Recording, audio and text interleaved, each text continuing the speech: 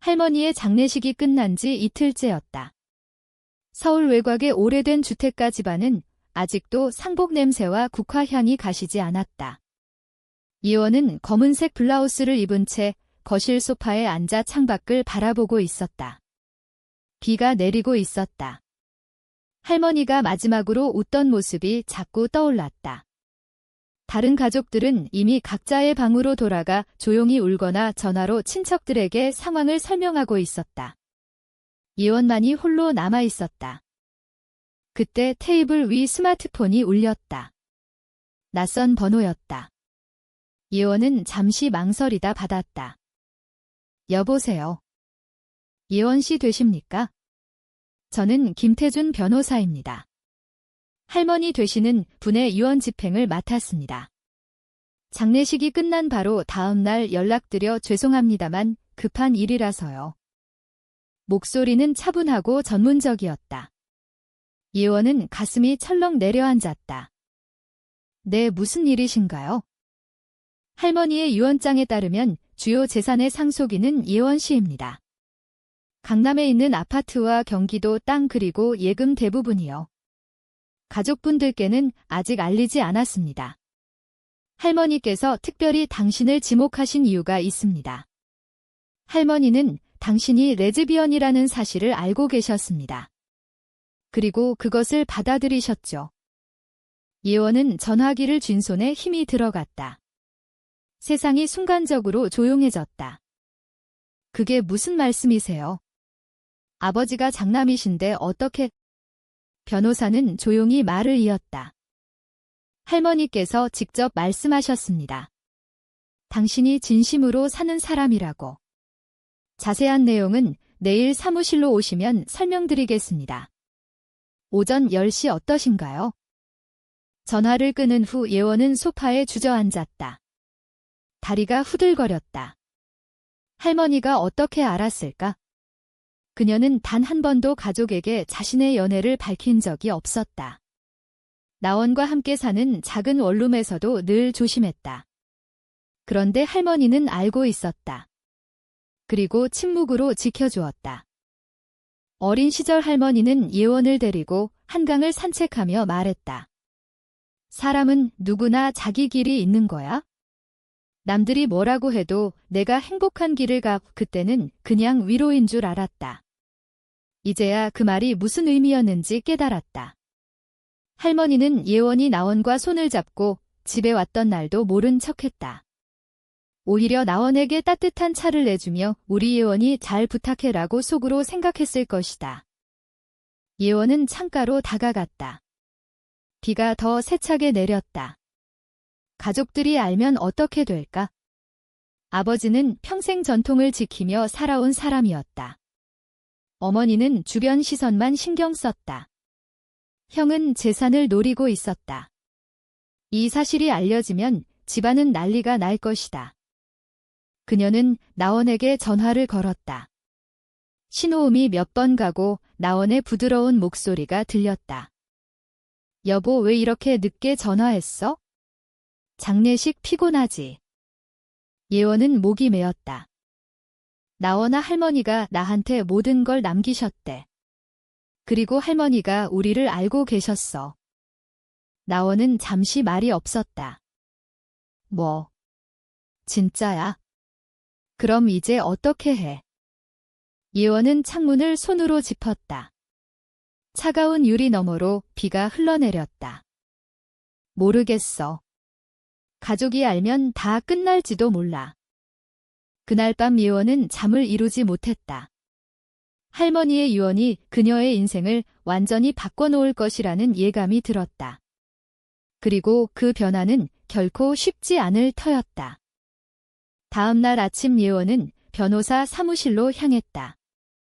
지하철 안에서 그녀는 거울을 보며 자신의 얼굴을 살폈다. 눈이 퉁퉁 부어 있었다. 상속, 돈, 집, 자유. 그러나 그 모든 것이 레즈비언이라는 사실과 함께 온다는 게 아이러니했다. 한국 사회에서 동성애는 여전히 속삭임이 대상이었다. 회사에서도 조심해야 했고 가족 모임에서는 더욱 그랬다. 그런데 할머니는 그 사실을 알면서도 그녀를 선택했다. 왜일까? 사무실에 도착하자 김 변호사가 따뜻하게 맞이했다. 서류가 준비되어 있었다. 할머니께서 직접 쓰신 유언장입니다. 법적으로 완벽합니다. 예원은 서류를 받아들었다. 손이 떨렸다. 할머니의 필체가 또렷했다. 내 재산은 손녀 예원에게 준다. 이유는 그녀가 진실되게 살았기 때문이다. 그 순간 예원은 눈물이 터졌다. 할머니는 그녀의 고통을 다 알고 있었다. 가족의 기대 속에서 숨죽이며 살아온 세월. 나원과 함께하는 행복을 숨기며 견뎌온 날들. 할머니는 그 모든 것을 지켜보고 있었다. 변호사는 조용히 말했다.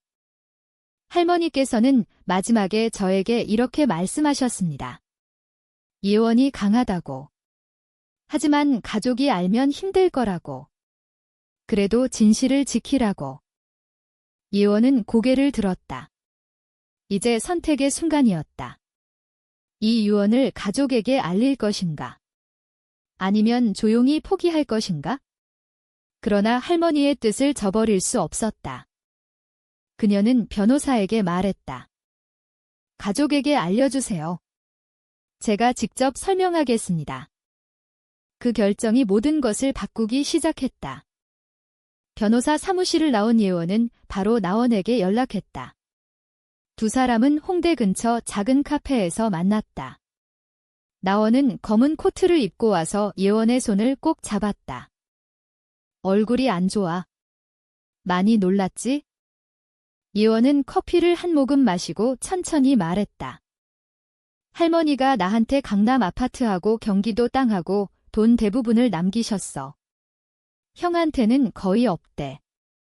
할머니가 직접 유언장에 이유를 쓰셨어. 내가 진실되게 산다고. 나원은 눈을 크게 떴다. 진짜. 그럼 우리 이제. 하지만 가족이 알면 난리가 날 거야. 아버지가 어떻게 받아들이실지 모르겠어. 두 사람은 한참 동안 이야기를 나눴다. 나원은 예원의 어깨를 토닥였다. 할머니가 그렇게까지 하신 건 예원이 내가 행복했으면 해서야. 돈 때문에 우리 관계를 숨길 필요 없어질 수도 있어. 예원은 고개를 저었다. 그 돈 때문에 가족을 잃는다면 의미 없어. 한국에서 레즈비언이라고 하면 다들 어떻게 볼지 알잖아. 특히 우리 집안은? 그날 오후 변호사가 가족들에게 연락했다. 저녁에 모두 모이기로 했다. 예원은 집으로 돌아가며 심호흡을 했다. 어머니는 부엌에서 저녁을 준비하고 있었고 아버지는 거실에서 신문을 보고 있었다. 형은 이미 와서 소파에 앉아 있었다. 모두가 모이자 변호사가 유언장을 읽었다. 방 안이 순간 얼어붙었다. 아버지의 얼굴이 하얗게 변했다. 무슨 소리인가? 내가 장남인데 왜 예원에게? 변호사는 차분하게 답했다. 할머니께서 직접 결정하신 겁니다. 이유는 유언장에 적혀 있습니다. 어머니가 떨리는 목소리로 물었다. 이유가 뭐예요? 변호사는 예원을 바라보았다. 예원은 자리에서 일어나 가족들을 마주했다. 할머니가 제 성향을 알고 계셨어요. 제가 여자를 사랑한다는 걸 그리고 그걸 받아들이셨어요. 그래서 저에게 주신 거예요. 순간 정적이 흘렀다. 형이 먼저 소리를 질렀다. 뭐? 레즈비언. 그게 무슨 헛소리야? 내가 미쳤어? 아버지는 주먹을 쥐었다. 지금 장난하나? 우리 집안에 그런 일이 있을 수 없어. 당장 유언 무효 소송을 내야겠다. 어머니는 울음을 터뜨렸다. 예원아, 내가 어떻게 우리가 그렇게 키웠는데. 예원은 가슴이 아팠다. 그러나 할머니의 얼굴이 떠올랐다. 그녀는 흔들리지 않으려고 애썼다. 할머니가 원하신 대로예요? 제가 포기할 생각 없어요. 그날 밤 집안은 전쟁터가 되었다. 형은 변호사를 찾아가 소송을 준비하겠다고 했다. 아버지는 예원을 노려보며 말했다.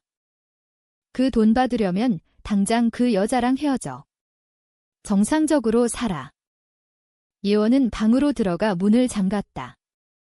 눈물이 흘렀다.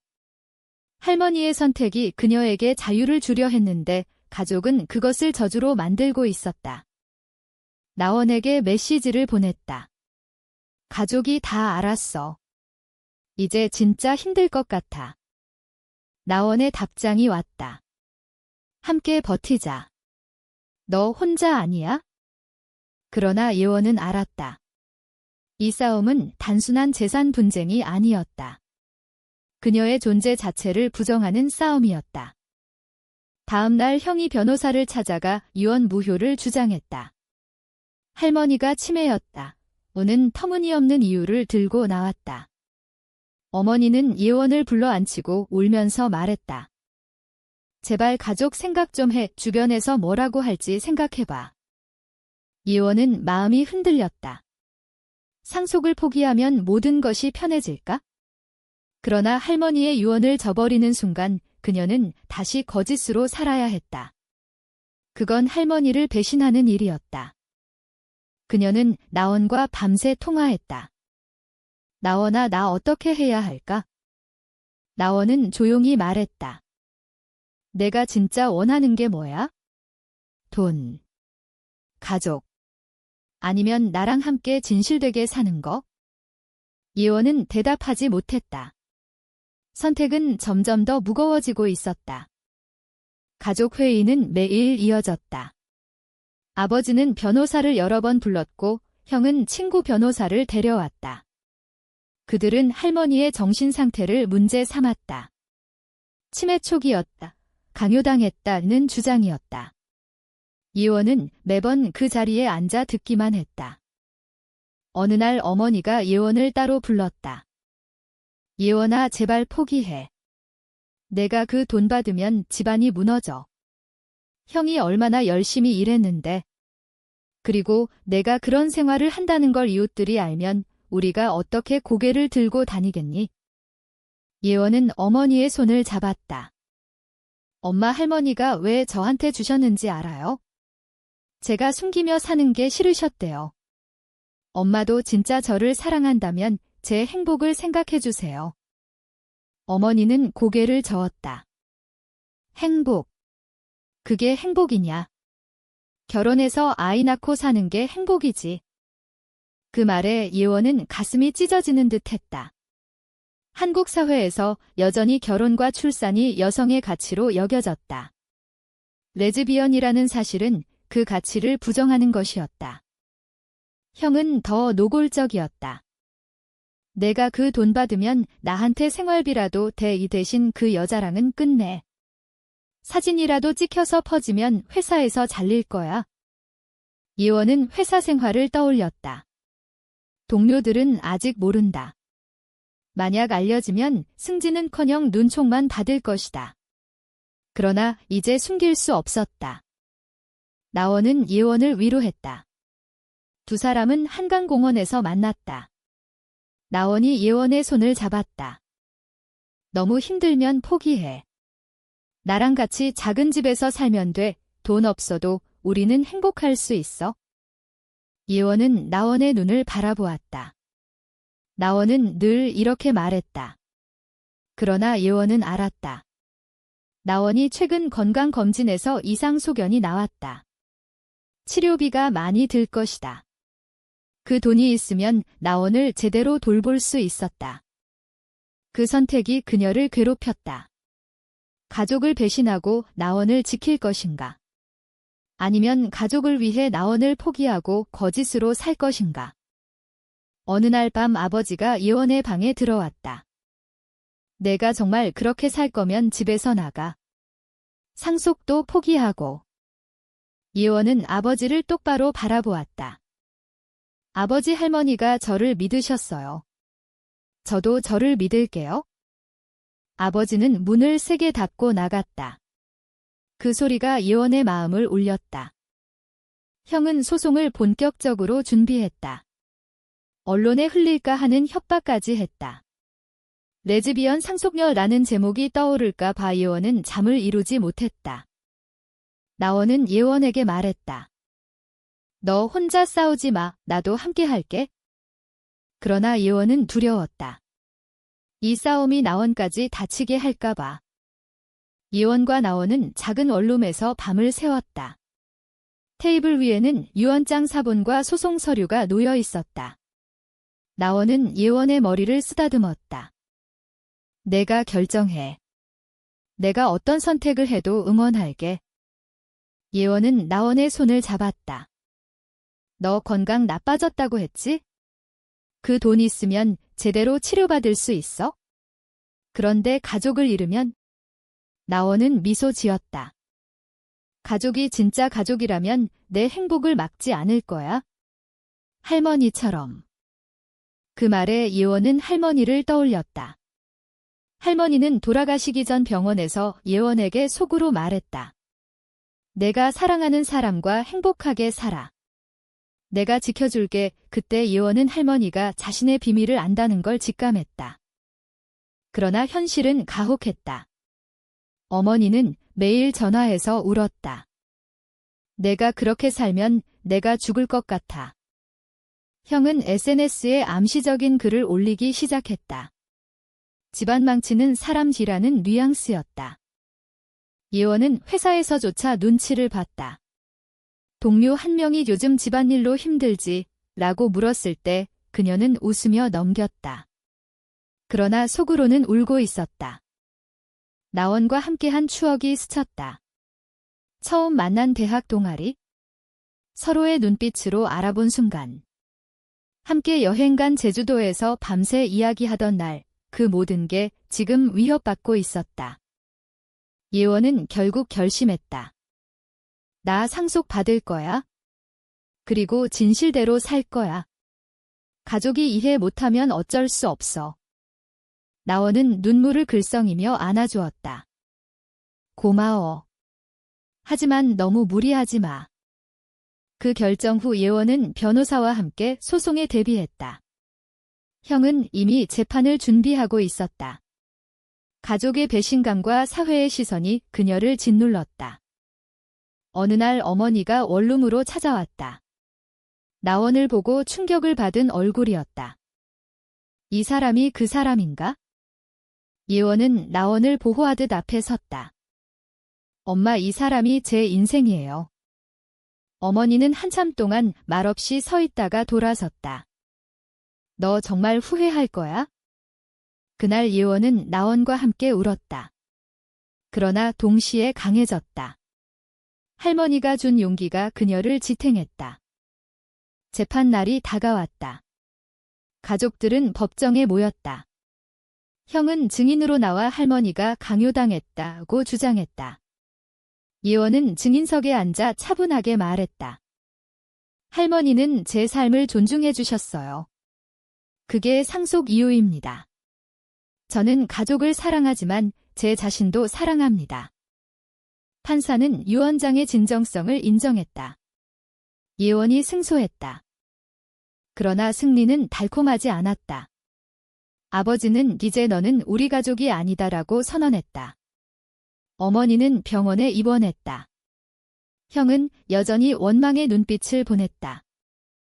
예원은 강남 아파트로 이사했다. 나원과 함께. 창가에 서서 서울 야경을 바라보며 그녀는 할머니에게 속으로 말했다. 할머니 감사해요. 이제 진짜로 살게요.